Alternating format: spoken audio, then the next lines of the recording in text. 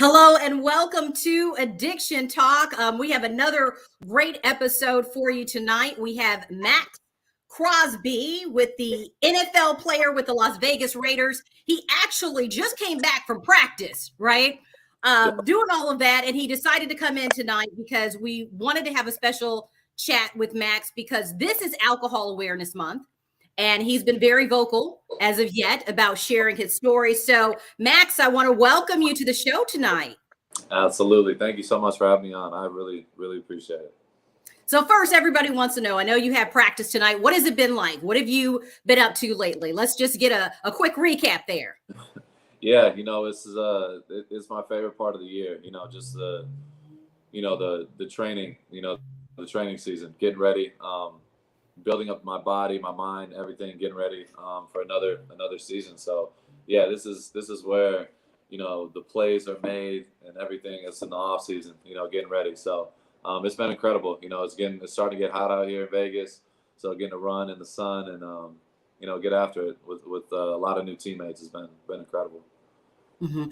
And when I think about you, you're such a role model for so many athletes, one, just of your career trajectory, but even just in when we look about how vocal you've been as of yet with your addiction struggles. And so tonight we're going to delve into that a little bit deeper. Some people may have heard your story, or this may be their very first time hearing from you.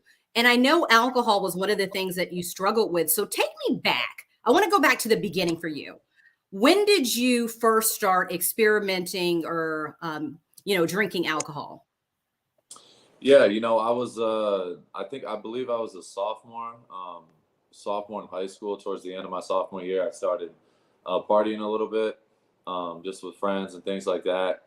And I instantly knew, like, I wasn't the same. I didn't know, like, necessarily, oh, I'm an alcoholic, but like I never could just have a couple drinks. I never could just, be like everybody else and relax. Like every time I drank, like I fell in love with it. I loved it because, it just brought like confidence and it just changed my mindset. Because, growing up, I was a very insecure, I was a middle child, very insecure, just always, I never was like first for anybody. It felt like just in my own head. So when I first had that first drink, I was like, oh my God, this is like my savior. I can go up to the girl who I think's beautiful and go have a conversation with her, and like just little things like that. So yeah, I feel like I knew from day one, drinking, I couldn't just drink like everybody else, and just over time, progressively, it got worse and worse.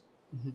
And so you said you had this moment where you realized that. Was that because you said you couldn't stop once you started, or just you realized how much you loved it? Or what was that clue for you that you were a little different than your friends? Yeah, I think it was both. To be honest, you're not supposed to throw up every time you drink. It's definitely not a normal thing. And then yeah, on top of it, like I loved it. Like I became dependent on it, and like as through high school and college, like I was able to get by with my bad drinking because I didn't necessarily have the time to do it all the time because I was constantly busy and I was in sports. And but when I would drink, it was always over the top, and I was always that guy blacking out and always doing dumb things. So yeah, it just over time I noticed all the bad decisions I was making in my life, um, all revolved around drinking. So yeah, it kind of hit me after a while for sure. I can only imagine, because as you were doing this, you're drinking, but at the same time, you're going towards a promising career. I mean, in high school, I know you were, people were looking at you, you're looking to go to college and things like that. So, how did it start to impact you, if at all? Did it impact your performance? How did it impact your game at all? Yeah, it just like deep down, I always had a strong belief on like my true ability, like as an athlete, and I never had that yet. Like I never fully experienced that because I was always like, once got into my my high school years, my college years, I had that crutch of I always was drinking, and I was always there's always something holding me back as far as partying and doing stuff and a distraction. So it's like I never really got to truly see how good I can be. Um, so yeah, I feel like it definitely affected, not only my off the field life, but just my career, because I just, I didn't know how good I could truly be, alcohol as an athlete, your body is your temple. So like I wasn't treating my body like a temple. I was constantly, losing sleep, constantly out, doing things like that. So yeah, it took a long time to get there, but I'm, finally starting to see, how good I can be. Mhm. Did you ever have any consequences during those years? Those early years before even you made it to the NFL and you got to the point of realizing, hey, I need to get help for this. Were there consequences along the way? I know you talk about your body being a temple and knowing that, to be at peak performance, you need to do certain things, but did you notice anything in terms of repercussions? Yeah, just well, from an off the field standpoint, in high school I got suspended for smoking. I got caught. In college, I got a DUI from drinking and another alcohol offense. I got caught with alcohol on campus and things like that. So, yeah, it was a never ending cycle. It just like, okay, I got in trouble, then all right, I'm gonna stop for a little bit.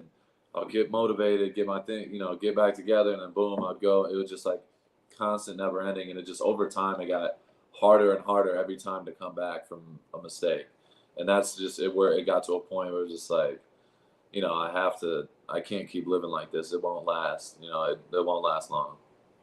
So you had in your mind that this is not going to last. And there were times I remember hearing some parts of your story, which I thought was really interesting. A time where you got that DUI and it almost like that could have been career ending for you.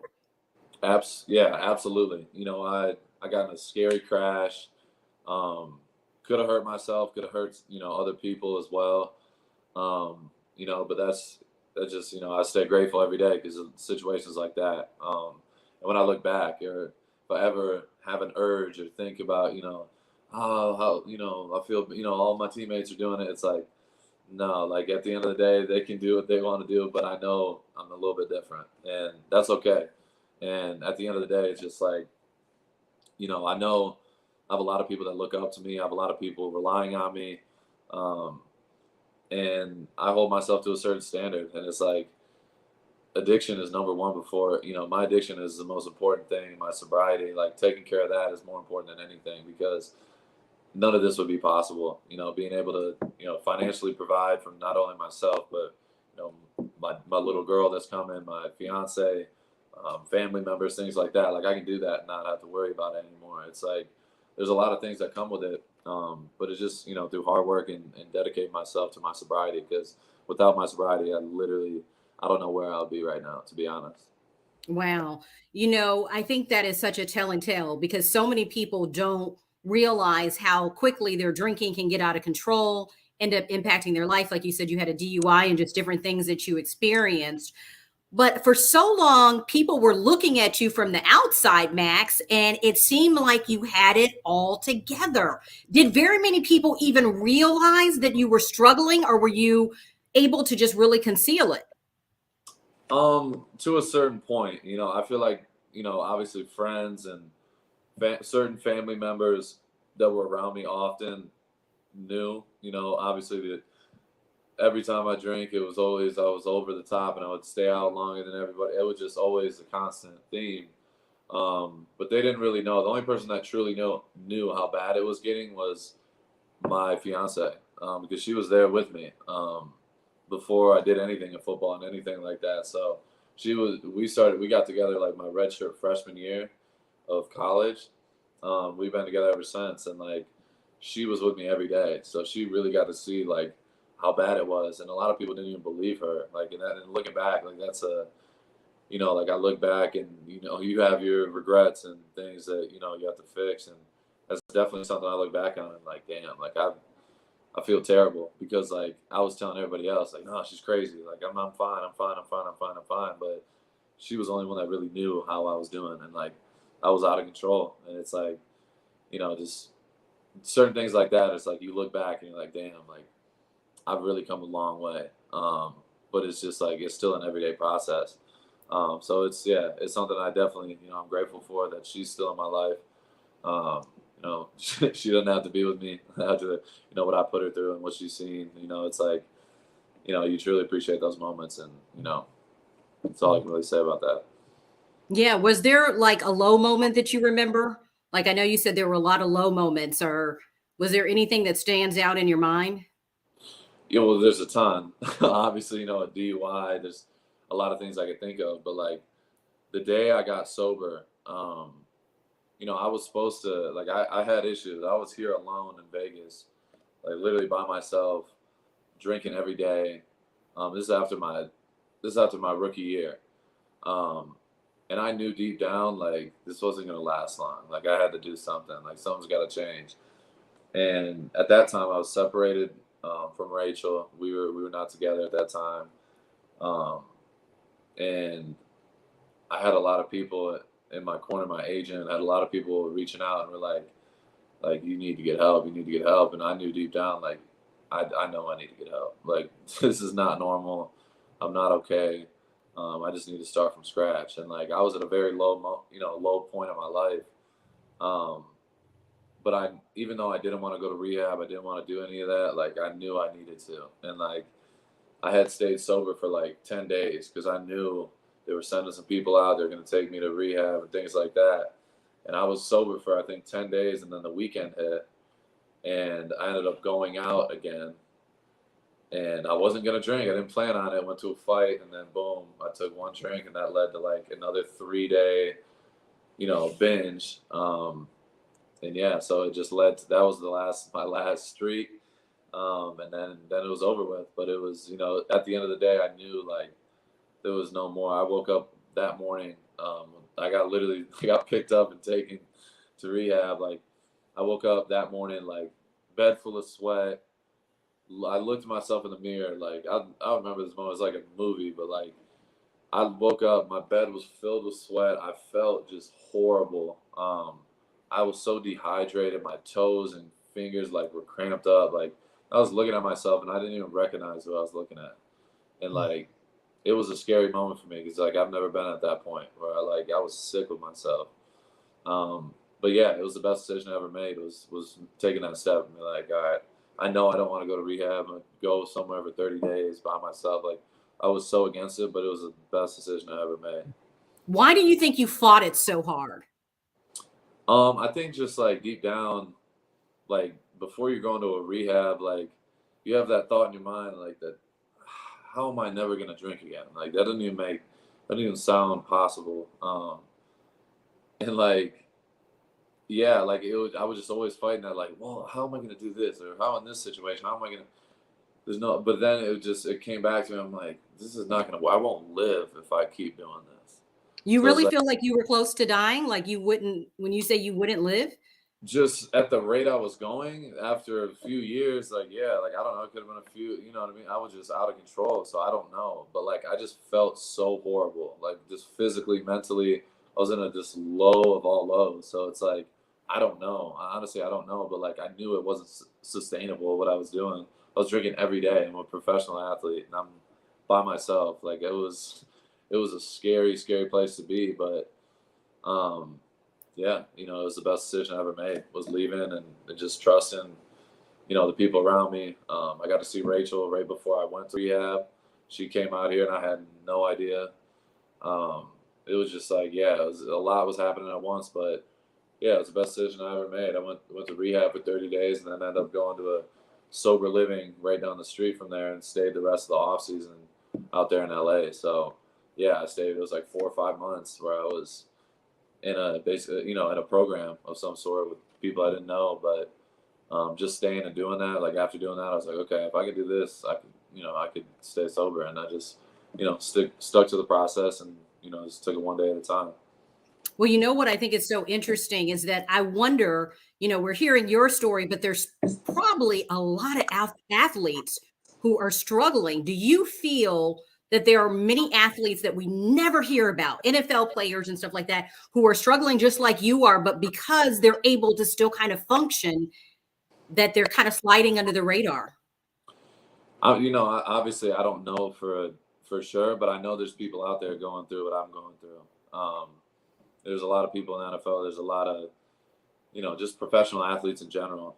So yeah, I know I was able to hide it for 2 years. So it's like, as being a pro, I was able to hide it that long. So it's like, yeah, obviously there's always going to be people who are struggling. That's why I feel like I was obligated to like talk about it, because I've had situations where I have people that I'd never expected in a million years that I would have them come to me about addiction and things like that. Um, and I've had those conversations. So it's like, it's a blessing in disguise, now, at this point, like I'm still I still have a ton to grow personally. But now I have, the ability to tell my story and give back and help people, that are going through exactly what I went through. If there was anything you could tell the NFL, or just, creating an environment where more people feel, or more athletes feel like they can come forward, what do you think we need to create to be able to have that type of place for young athletes such as yourself, who are coming in or who may be struggling? What would be, just your words of wisdom from going through it yourself?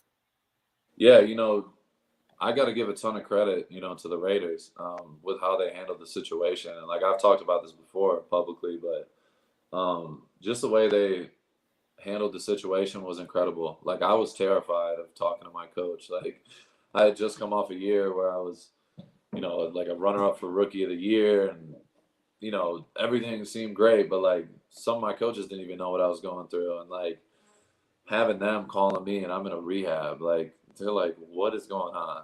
And the way they handled it and took care of me was, something I'll always appreciate. With from Mayock to Gruden to all those guys, they helped me out a ton, and even our new staff, like just them reaching out to me, and they came in and immediately it's the first thing they're saying, just like how impressed they've been. Obviously knowing my story and where I came from, and just giving me like, if you need anything, we got you. Like, and that's something as an athlete and as grown men, we're in such a alpha male business, and like I feel like I carry myself as a player like an alpha. But at the end of the day, you can't carry yourself like that in every life situation, because I'm not afraid to say that I'm not perfect. I'm not afraid to say, I'm not I'm not a perfect person. I've been through a ton, had a lot of ups and downs, but like I'm happy with myself when I go to sleep. And I know a lot of people back in the day, like when I was going through it, I used to tell myself and act like I was, oh, I'm good, blah, blah, blah, I can handle it myself, blah, blah. That, it was toxic behavior. And like I know a lot of people are going through it as well. So it's just like, that's why I try to shed my light, because yeah, I play in the NFL. I'm in a Pro Bowl, but I don't need to act like a tough guy off the field. Why do I got to be a tough guy? I'm just telling you the real. And like that's what I try to do, is just shed that light and be realistic, because a lot of people are terrified to really share what they're going through, because everybody, regardless if they have addiction or anything, is always going through something that they're hiding and that we don't know of. So like that's why I just try to be real and just put my story out there and be as transparent as possible. No, I love that, the fact that you said you're trying to be real, because I wonder what gave you the courage to tell your coaches, because I don't think you necessarily had to, right? So what's going through your mind that you said, I'm going to be transparent with them, because you're in off season? Yeah. Honestly, there was a few people in the building that kind of had an idea like that I was going through something, and that they knew there was kind of an issue, but they didn't know the extent exactly. But the thing for me, it was like, I don't want to be hiding from anything anymore. Like I was always trying to hide, showing up to the building and trying to get in the sauna and sweat it out and like things. I was always like looking over my shoulder, and like I was so done with that. And I'm like, all right, I'm gonna come in here. I'm gonna put everything out on the table. You can accept me or not, but this is who I am. This is what I'm going through, and I'm gonna get better and I'm gonna change. And I told everybody in that building, from literally top to bottom, and my agent and my fiance, everybody, I'm like, listen, you got to give me a chance. Like, I'm gonna make this happen. I know I'm mentally strong enough to do it. I know I have good people in my corner, and I just had to commit to it. And like it's still to this day, it's not easy, but it gets a little bit easier every single day. And I can go to sleep with a clear mind, and I'm happy about myself, and I can look myself in the mirror and be proud like of who I am. Like I've never been that. I've never had that my whole life. And it's definitely Wow. Wait a minute. So you said for the first time in your life, you feel proud of yourself. Yeah, like, and I don't give myself credit, and like Rachel always gives me a hard time about it, because I'm such a hard critic of myself. But like yeah, I'm proud of who I've become, and like I'm proud of the steps I'm taking as a man, and I know I'm not perfect still. Like I'm okay with saying that. Like I used to be like try to keep everything in line, and no, I'm taking care of this. Don't worry about it. I'm good. Like no, like I'm still there's still struggles every day, no matter what. But I'm happy with the person I'm becoming, and I know I'm gonna be. So it's just like gives me more inspiration. You know, not only as an athlete, but as a person, and like yeah, I'm still like even as a kid, like I was always insecure. I was always scared of I don't even know. I always had fear of failure, fear of letting people down. I never felt like I was the best at anything, but deep down, like I knew I could be that. Like, and that's what motivated me. Like that, it was a part of my me getting sober. It was like, why am I wasting my potential when I really have one chance at life? Like, what am I Mhm. doing? So like, yeah, like it's crazy, and like like I said, I still have so much room to grow, and that's what keeps continuing to push me every single day. Mhm. Take me back to the decision to finally go to rehab, because you had been trying on your own. Like you said, you went this 10 days of, not drinking. So what was that final catalyst that said, okay, I'm going to do this and I've tried it on my own? Because a lot of people, I think I can do this on my own. And you tried. Oh yeah, yeah. I tried multiple times, but it's. I'm not gonna say it's impossible because there are people that have done it, but it's very, very unlikely to stay sober and not work a program because it's hard. Um, it's life is already complicated enough, and dealing with addiction is one of the hardest things on earth. You look at it, that just statistically, I think it's 5 to 10% of people that go into rehab, things like that, stay sober. So the odds are against you out the gate. So having people around you that are good influences and sponsors and things like that, that helps me a ton. And I know as an addict, I always cared about myself and I cared about Max before anybody else.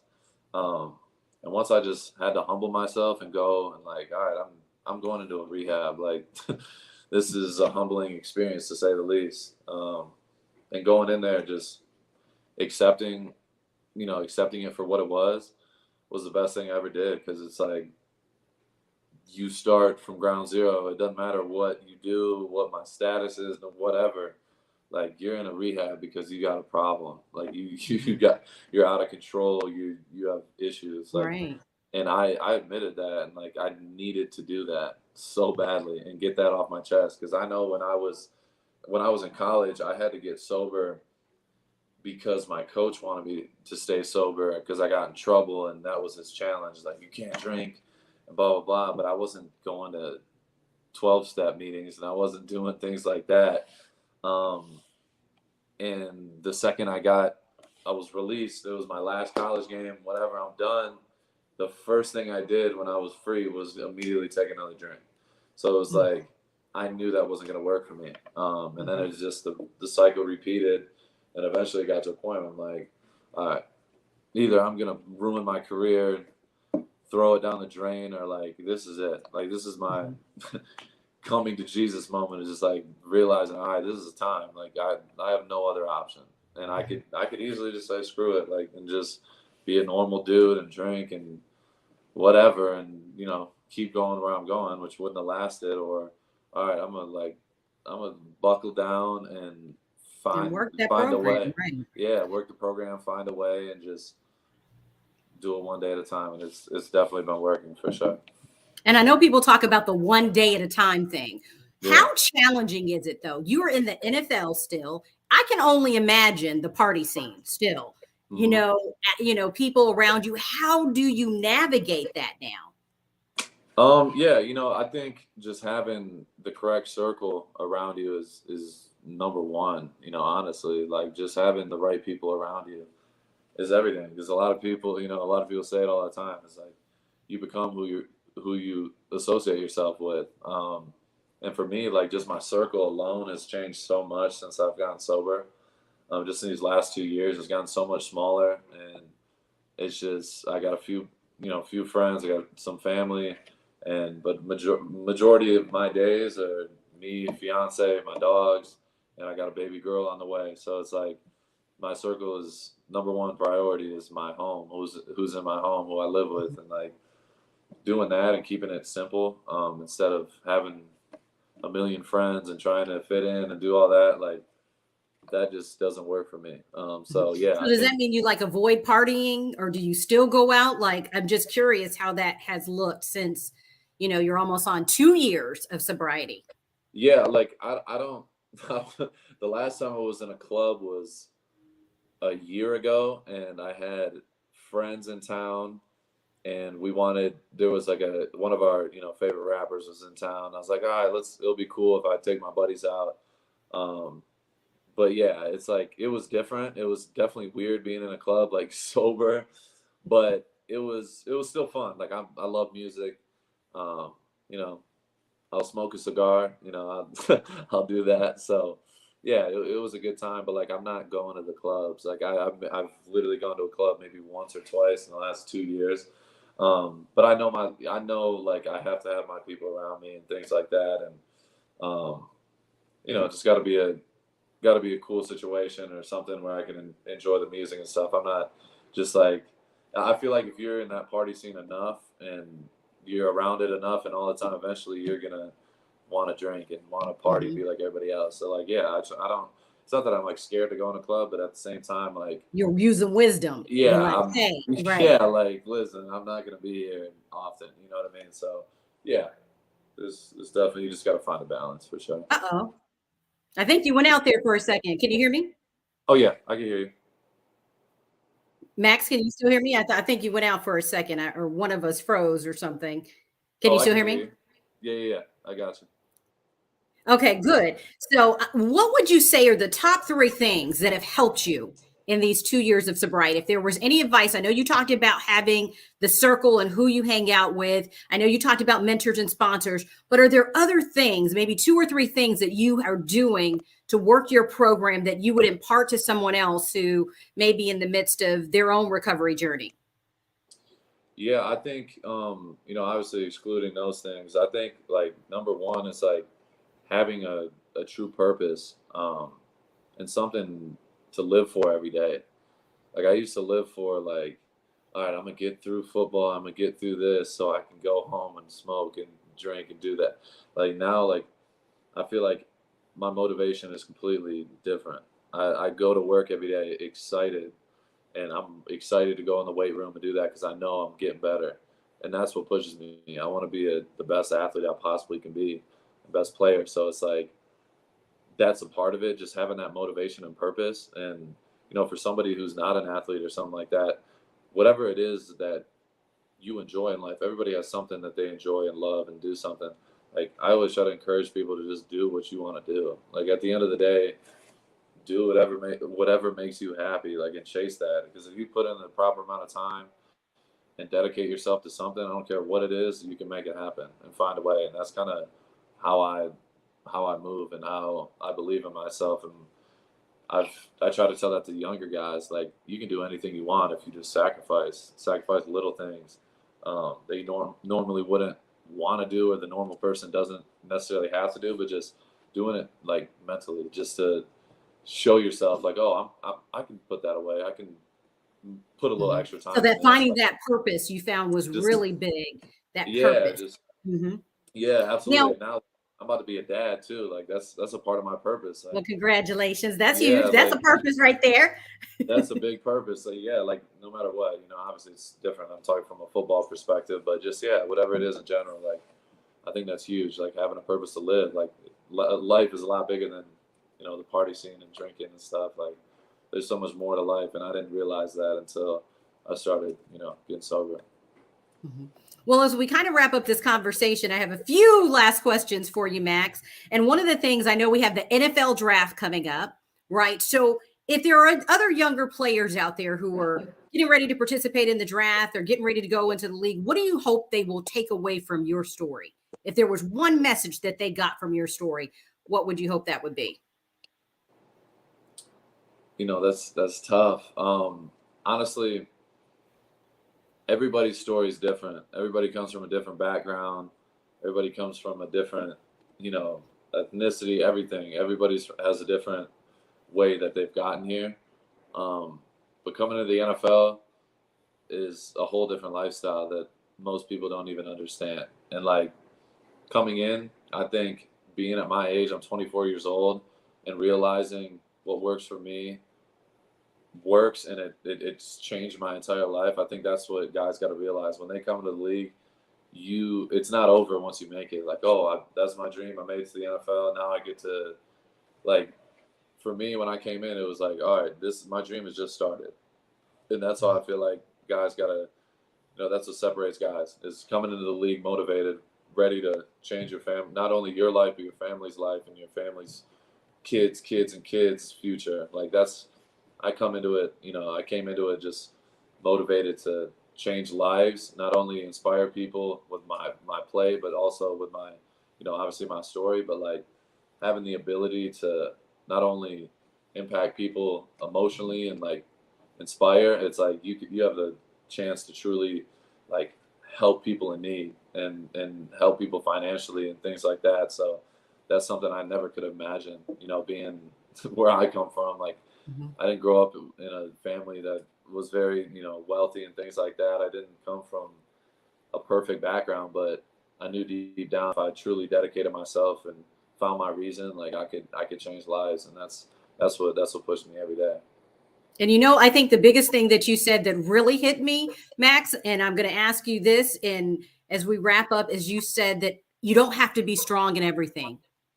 And that admitting that you had a problem, being willing to get help, I think that is a huge message for so many athletes and for people who are even just general people who are hearing that today. Is that one of the things that you said that really touched me is that it's okay to get help. It's okay not to be perfect. It's okay to struggle. We all have some secret, that maybe we are dealing with. So before I wrap up, I have to ask you, any NFL draft predictions? I can't have you on the show and not ask you what you're thinking, because I know you might have some insight you wanted to share.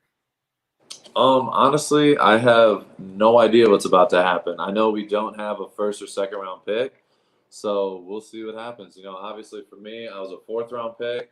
My man Hunter Renfrow was a 5th round pick, and we've had some good years in our NFL career so far. So honestly, my advice to everybody, coming into the draft, it doesn't matter where you start, it's where you finish. So just excited. Hopefully, I believe in my guys, Josh and Dave. They're going to bring in some great players. So I'm definitely looking forward to it. Yeah. So final question for you tonight. You've always bet on yourself. I think about you as a young athlete, even though you said you struggle with insecurities, it's like you continue to bet on yourself. So what are you betting on yourself now? What can we expect from you? Yeah, I always, after every season, I look back and I take, some notes of where I'm at, what I liked, what I thought I did well, what I thought I didn't do good enough. And I kind of reflected, and like, you're 100% spot on. Like, I've always bet on myself. And my mom told me since day one, my mom always told me you can make it to the NFL, because I was telling her like, I'm gonna do it. I'm gonna do it. My dad, he didn't necessarily understand, and he's like, the odds are, and my mom's like, you're gonna do it, blah blah blah. And I always truly believe that, because if you already have doubt going into something, you're already setting yourself back. So my future is, I'm worried about tomorrow when it gets here. I'm worried about today, but I'm just maximizing my 24 hours every single day, and what comes from that, we'll see. But I'm trying to be the absolute best I could be. In life and sobriety, how would you sum it up in one word? I would say clarity. Ooh. I see things a lot more clear these days, and it's special for sure. Special. I love that. Well, Max, it has been so great talking to you. Thank you so much for being transparent and sharing your journey. I know that you're going to continue to inspire people, and we wish you all the best. And that's going to do it for another episode of Addiction Talk. Thank you so much.